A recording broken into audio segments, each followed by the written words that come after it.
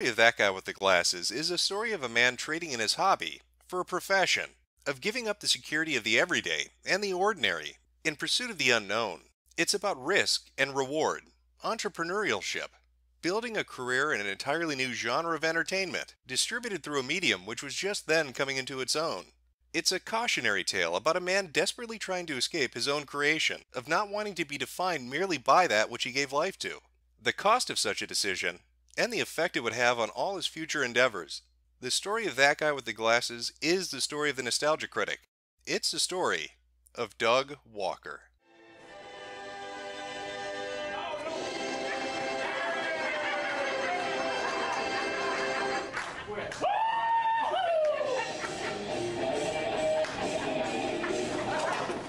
What have we learned today, boys and girls? Boys and girls, we have learned that bridge has officially been burned. I say that's an understatement.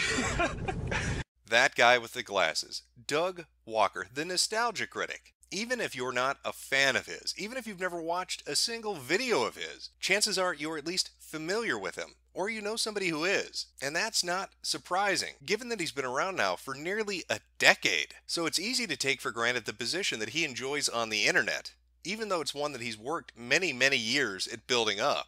Just a year ago, Doug released a video discussing YouTube and copyright and DMCA issues he and other creators were experiencing on the website. On January 5th at 8:57 p.m., we got an email from YouTube saying that monetization and other account features have been disabled. 2 hours later, we were finally able to get into our account to see what apparently affected us. And we found out that we had a strike from Studio Ghibli, the Japanese company, not the American Disney part of it, Japan, against My Neighbor Totoro, the Disney December review of My Neighbor Totoro, which is completely in fair use. And it's fitting, it's a full circle from where he began, because back in 2007, it's a similar situation he found himself in, where every single video he would put up was pulled down via copyright. Even his attempts at circumventing this by creating multiple channels to host each video individually failed. And so that was the germ of the idea. It was the impetus for him going forward and creating his own website. It was around this time that he encountered Mike Michaud and others who were working on Channel Awesome. And the combination of That Guy with the Glasses through Doug Walker and Channel Awesome through Mike Michaud would lead to what the website has become and the recognition that the nostalgia critic has. With the nostalgia critic, along with the acquisition of various talents of different video styles and subjects of interest, a user base, a fan base would slowly emerge. That, coupled with smart marketing, merchandising, and ad deals, and a partnership with Blip, would see revenues skyrocket. Even back as early as 2009, they were generating upwards of $20,000+ per month. Or put another way, $250,000 per year, which isn't bad for a website that only had been around for a few years at that. One thing to take into account when looking at That Guy with the Glasses during this time frame is that while social media did exist, while there were video sharing platforms, most people didn't strike out on their own. And of those that tried, a majority fell into obscurity, never garnering a dedicated fan base or a following. So the few that were able to accomplish this, such as Doug from That Guy with the Glasses, James from AVGN, or Tom and Craig from Screw Attack, tended to interact in one form or another. I'm the fucking nerd. And there's this guy called the Nostalgia Critic. I remember it, so you don't have to. And he's been talking about me an awful lot lately. I have a bone to pick with one angry video game nerd. So here's my big comeback to you, Nostalgia Critic. You suck. While it's speculated the initial feud with the nerd was instigated by Doug Walker to drum up publicity and interest and generate traffic for his website, James ended up playing along with it, leading to a series of videos where they bantered back and forth. This would all end up culminating in what would become a yearly tradition on That Guy with the Glasses, the anniversary video.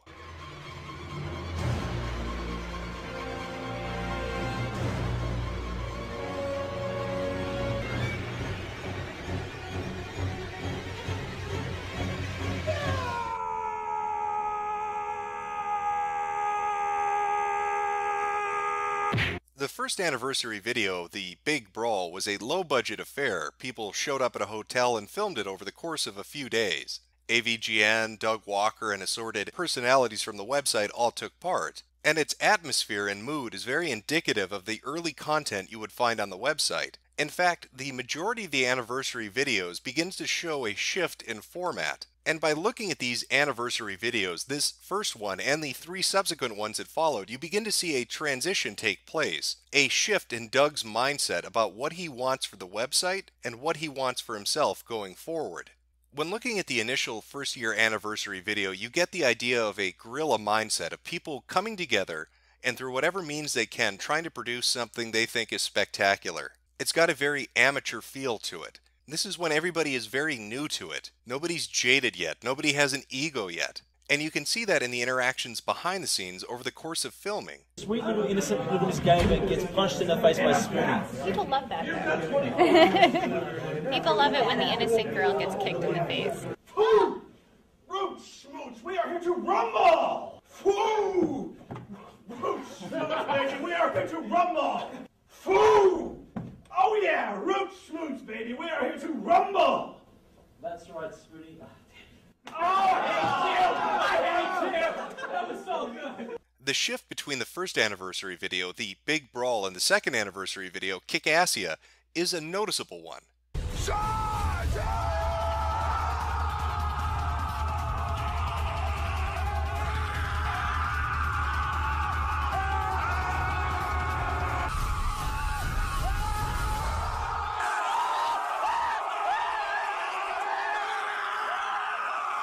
And it's with Kick-Assia that the problems begin to manifest themselves, because it's indicative of what's going on with the Nostalgia Critics videos and those of the assorted personalities on the website. While it's true that production values are higher, they are beginning to lose the plot on what appeals to the viewership and the user base of the website. And this transition continues onward into Suburban Nights, with each video being less and less focused on the content creator and more focused on absurd plots, skit comedy, and secondary characters. And what exactly do I mean by skits? Well, now is as good a time as any to really discuss what happened to the Nostalgia Critics videos, what we see represented in these anniversary videos, and a man who seems to want to run away from himself. When you look at the early Nostalgia Critic videos, what you'll see are cutaway gags where he'll take 5 to 10 seconds to do a joke related to the video that he's reviewing. An example of that would be this. Waiting for her downstairs. You spidery broad, I'll kill you! I'll kill you!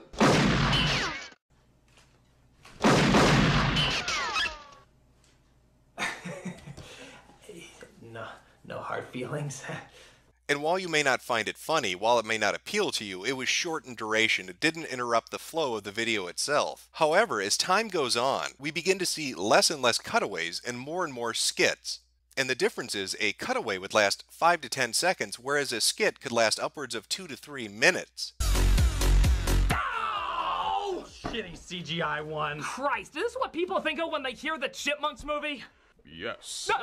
With the emergence of skits, it became less and less focused on making fun of the video itself, on mocking the movie, or about the Nostalgia Critic character, and more focused on Doug trying his hand at writing comedy. For fans of the videos, this was annoying because you went from a 5 to 10 second interruption that fit in the context of the video review itself, to multiple 2 to 3 minute interruptions that completely ruined the flow of the video.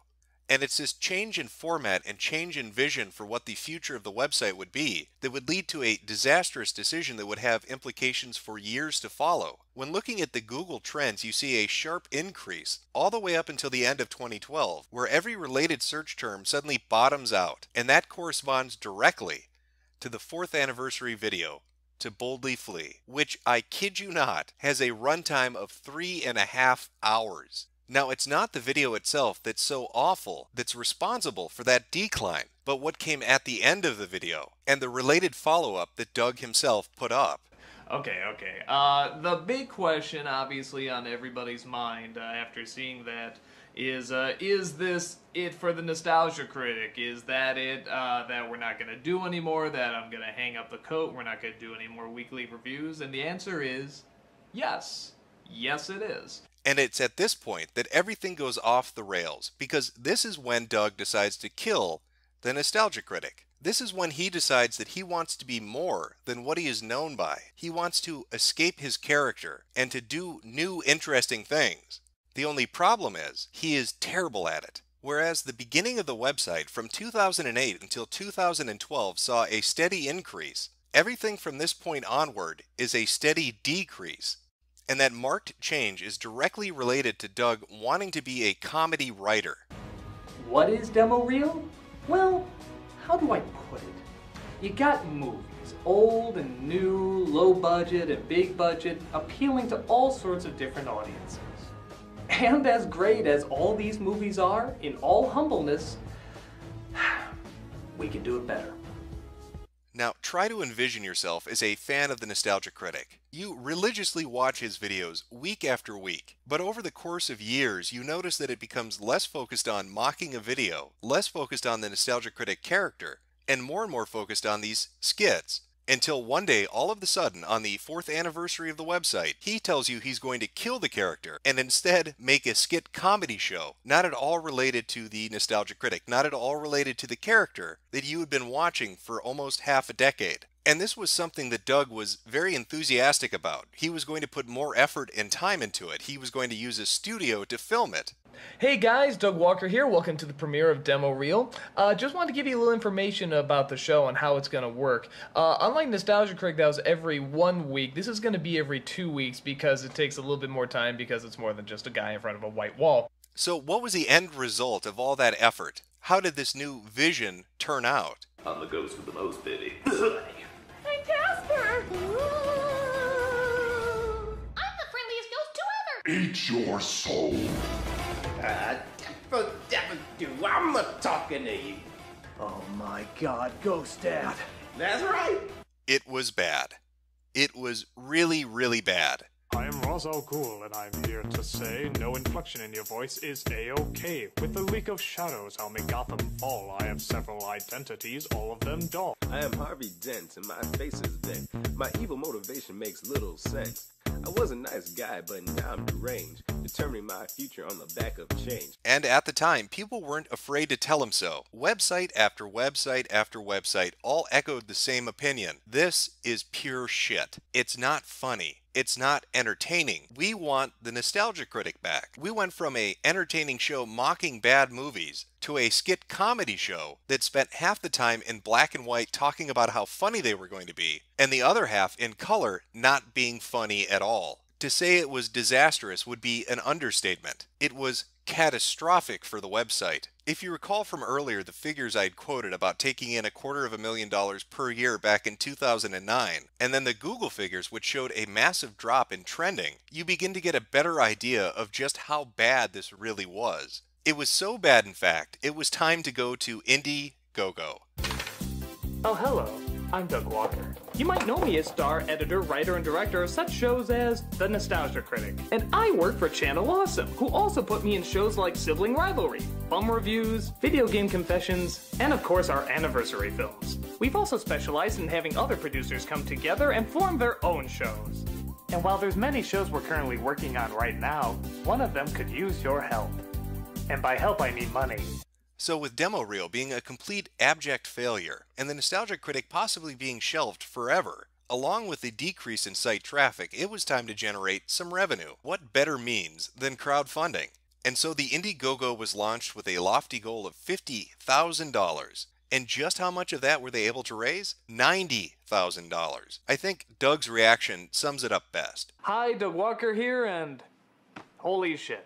I mean, holy shit. And so just what was created with all of that money? It must be amazing content. It must blow Demo Reel out of the water. This time, Doug is going to get it right. All right, catch those fish, boys. I would ask if this is the cheap dollar store version of this game, but I can't honestly remember what the original version is called. Magnet fish. That's what it's called.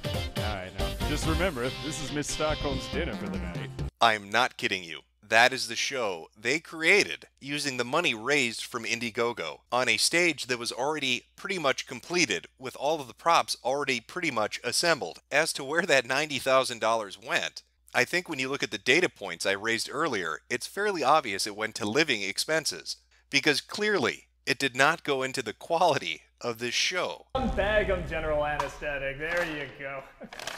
Welcome, my friends, to Pop Quiz Hot Shot. You are my friends, aren't you? Yes, just nod or else I'll do something terrible to you. There you go, there you go. Yes, you know, I gotta say, I don't usually do this. I don't usually kidnap people and hold them against their will. But you know, I just gotta say, ever since I was a child, well, I think nostalgia, I think happy thoughts, but when I think of childhood, this little nerve goes off because I didn't have that many friends. But you're my friends now. Within a short amount of time, Doug would go back to doing the Nostalgia Critic full time. But the damage was already done. The story of that guy with the glasses, the story of Doug Walker, is an interesting one. It's a man who created a personality online that grew up to enormous popularity, but somebody who was also dissatisfied with that. He didn't want to be typecast as that. He wanted to run away from his own creation, even at the detriment of his own success, even when it bombed his numbers. And rather than give in and go immediately back to what was successful, he would try and try again. When you look at the numbers for his game show, it's very clear to see there was no audience for it. Even though they had raised $90,000, they could barely get 90,000 viewers to watch it. And when compared to a Nostalgia Critic video of that exact same time period, it's clear exactly what his audience wanted. And for Doug, that has to be devastating, because it's quite obvious that he envisioned himself as moving beyond the character, as going into a new direction, of trying his hand at actual comedy, of producing an actual web show that wasn't based around mocking other people's art, but creating his own art instead. Unfortunately for him, he just was not very good at it.